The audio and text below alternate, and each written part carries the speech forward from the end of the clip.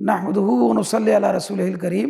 اعوذ باللہ من الشیطان الرجیم، بسم اللہ الرحمن الرحیم۔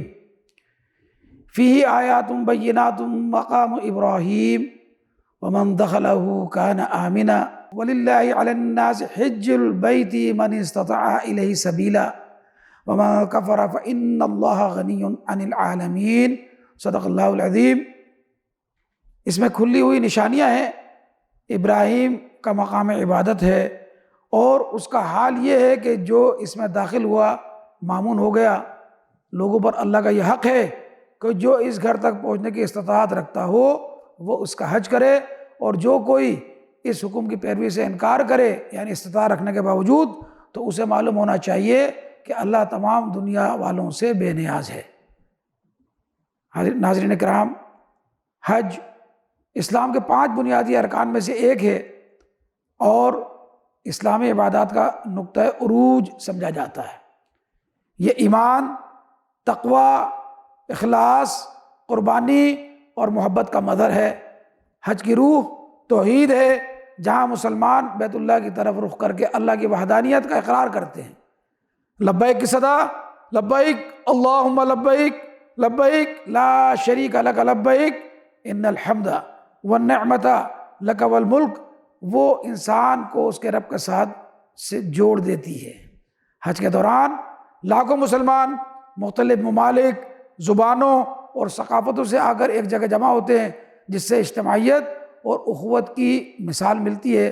سب لوگ احرام میں ملبوس ہو کر ایک ہی رب کی عبادت کرتے ہیں، جو امت مسلمہ کی وحدت اور اتحاد کا پیغام دیتا ہے۔ حج توبہ اور مغفرت کا بہترین موقع فراہم کرتا ہے۔ عرفات کے میدان میں حاجی دعا کرتے ہیں اور اللہ سے بخشش طلب کرتے ہیں، جو ایک نئی زندگی کا آغاز ہوتا ہے۔ قربانی کی رسم حضرت ابراہیم علیہ السلام اور حضرت اسماعیل علیہ السلام کی قربانی کی یادگار ہے، جس کا مقصد تقوی پیدا کرنا ہے۔ قرآن میں فرمایا گیا کہ نہ ان کا گوشت اللہ کو پہنچتا ہے اور نہ ان کا خون، لیکن اسے تمہاری طرف سے تقوی پہنچتا ہے۔ سورہ حج۔ حج مسلمانوں کو اسلامی تاریخ کے عظیم واقعات کی یاد دلاتا ہے۔ مکہ مکرمہ میں طواف، سعی و مروہ کی سعی، عرفات کے وقوف اور منی میں رمی جمار حضرت ابراہیم علیہ السلام اور حضرت اسماعیل علیہ السلام کی قربانیوں اور صبر و رضا کی مثالیں ہیں۔ حج صبر، استقامت، ایثار اور عاجزی کی عملی تربیت فراہم کرتا ہے۔ مختلف مشکلات اور مشقتوں کا سامنا کرتے ہوئے حاجی کا صبر اور استقامت مضبوط ہوتا ہے۔ حج آخرت کی یاد دہانی کراتا ہے۔ جب تمام انسان اللہ کے سامنے جمع کیے جائیں گے، احرام پہننا، میدان عرفات میں جمع ہونا اور مناسک حج کی ادائیگی ایک حاجی کو آخرت کے روز محشر کی یاد دلاتے ہیں۔ اللہ عز و جل حاجیوں کے لیے آسانی فرمائے اور انہیں عمل کی توفیق عطا فرمائے۔ وآخر دعوانا ان الحمد للہ رب العالمین۔